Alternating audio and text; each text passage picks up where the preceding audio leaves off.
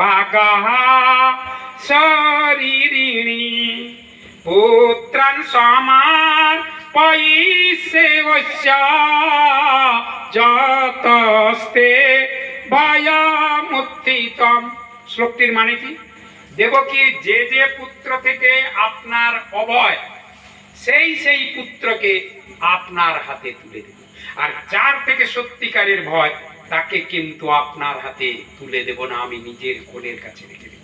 কি করে এলো না, এই সংস্কৃত সাহিত্যে যারা সংস্কৃত নিয়ে পড়াশোনা করেন তারা বুঝতে পারবেন, সংস্কৃত ভাষায় একটা লুপ্ত অকার আছে, যার আকারটা হবে ঠিক এইরকম লেখার সময় লুপ্ত অকার। এই লুপ্ত অকারটা ঢুকিয়ে দিয়ে যদি শ্লোকটাকে উচ্চারণ করা যায়, শ্বাস বায়ু একটু জোর দিয়ে অথবা